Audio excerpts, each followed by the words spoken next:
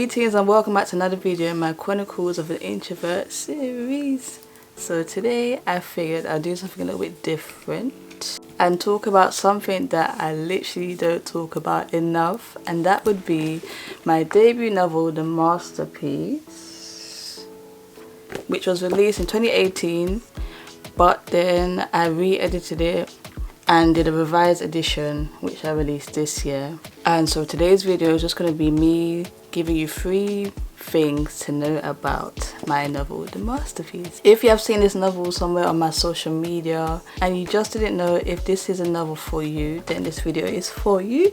Also, if you wanted to have a little bit of a read, please make sure to stay to the end, as I will be letting you know how you can do so for free, of course. And without further ado, let's get into this video.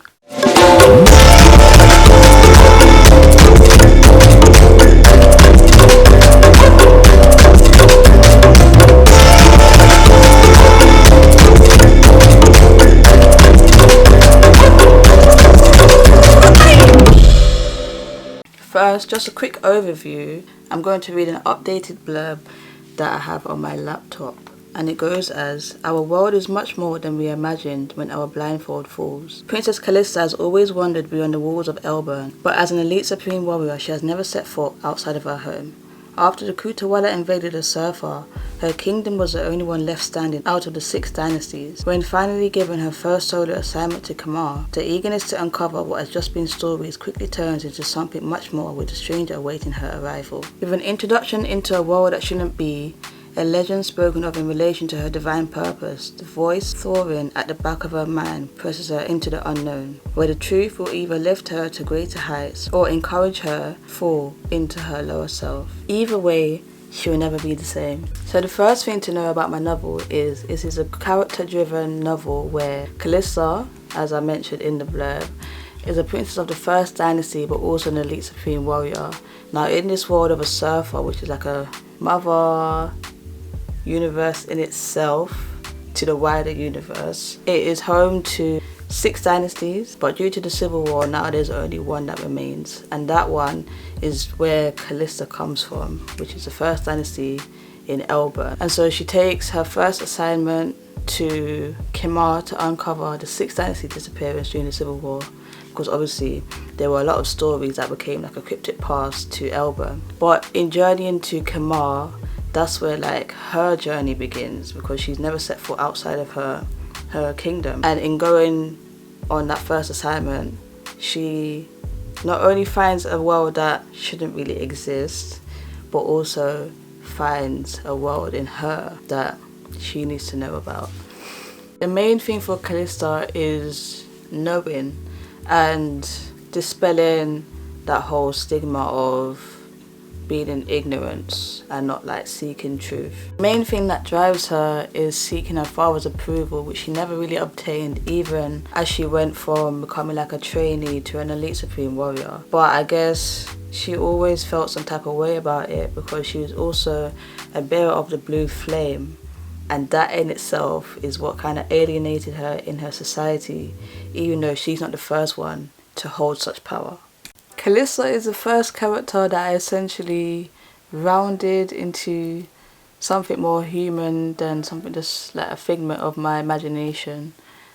And it was very important to me to make it a character-driven story where there are outside influences kind of dictating her actions, but at the same time, as we move on to book 2, you'll find out that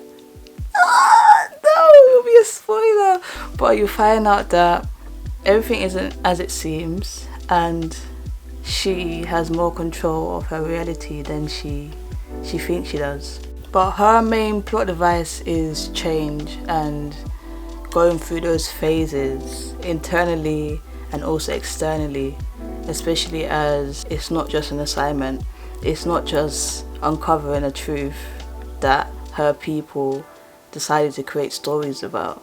It's much more than that. It's very expansive, but I can't go into too much detail in this video because it'll be too much of a spoiler. But all in all, she's a character that is kind of like transitioning from teenagerhood to adulthood, so she's really on that cusp, and she needs to find herself through finding clues in her environment, and it all begins in Kamar, which is the land of the 6th dynasty.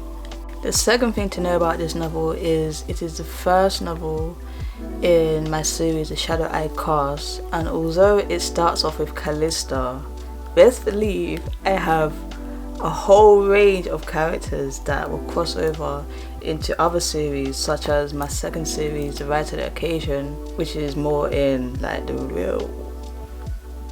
Through my work, I like to include deeper meanings, so we have the title The Masterpiece, which incorporates the master of peace, but also mastering one's ability in their reality. And then we have the Shadow I Cast series, The Shadow I Cast, but the I, although it talks about the ego, it's also supposed to be much wider than that, and even consider the higher self, the higher consciousness, which is also considered as Christ consciousness, which is what everything comes from, but it's just separated into different life forms. The main themes for this series is spiritual exploration.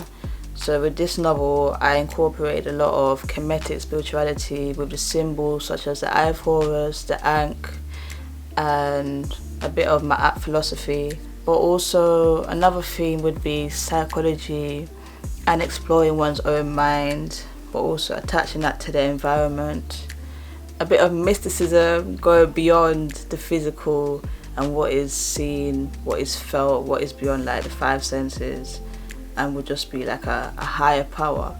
Now this can be alluded to with my blue flame, which is attributed to the blue star, and it awakens through the DNA in the humans, which is HUE, which is supposed to be symbolic of the color of my humans.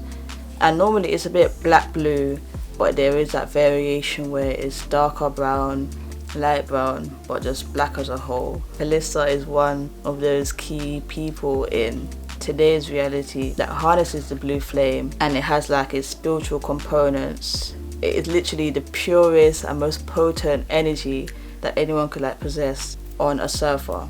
As the author, I like to wonder about one's purpose, divine purpose, connection with all living things, and just philosophical understandings about reality. So best believe in this series, even just in my whole universe, I will be touching on a lot of things that I don't believe I've seen a lot of in the fictional world of writing and storytelling.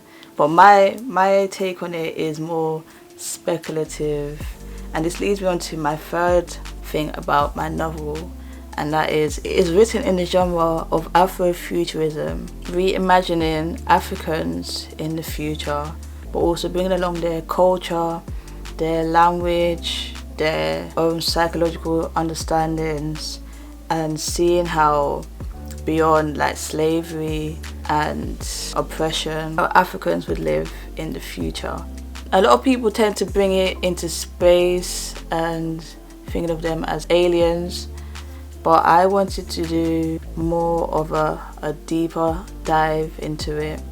And so mine is not just Afrofuturism, but it's mysticism. And I didn't realize that as much until I started writing the second novel, which is crazy because the second novel is a short story that I literally just dreamt up a couple months ago, even after I had written the original second novel. Another thing, I wanted to get more to the root of things, so although it might incorporate a bit of magical realism, the magical elements, they tend to be a lot more restricted and limited, but I use energy, and energy is always abundant even though it can be transformed.